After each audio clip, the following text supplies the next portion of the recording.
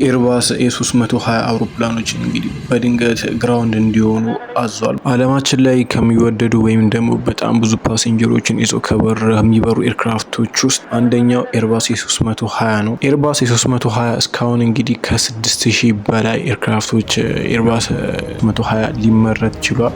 ኤርባስ ኤ320 እንግዲህ ከቅርብ ጊዜ ወዲህ ያልተለመዱ ባህሪዎችን በማሳየቱ እንግዲህ አሁን ግራውንድ እንዲደረግ ተወስኗል ማለት ነው። እንግዲህ ኬዙ ደግሞ አውሮፕላኑ አውቶፓይለት ላይ ወይም ደግሞ በራስ ገዝ በሚበርበት ሰዓት አልቲቲዩድን በራሱ በመቀነስ ወይም ደግሞ አብራሪዎች ወይም ደግሞ ፓይለቶች ሳያዙት ራሱን ወይም ደግሞ አፍንጫውን ወደ ታች በራሱ ወይም ደግሞ በተጫነለት ሶፍትዌር ስህተት የሆነ መረጃን በመቀበል አፍንጫውን በተደጋጋሚ ዝቅ በማድረግ እንግዲህ ፓይለቶች ይህንን ለአየር መንገዶች ሪፖርት በማድረጋቸው ነው። እንግዲህ በአንድ አጋጣሚ እንግዲህ ቦይንግ እንደዚህ አይነት ኢንፎርሜሽኖችን በሚሰጥበት ጊዜ ችላ በማለቱ እንግዲህ የተፈጠረውን አክሲደንት እናውቃለን። እንግዲህ ኢትዮጵያም አየር መንገድ ክራሽ አድርጓል ማለት ነው። ቦይንግ 737 ማክስ 8 እንግዲህ ኤርባስ ይህንንም ውሳኔ የወሰነው ቦይንግ ላይ የደረሰው ኪሳራ እንዳይደርስበት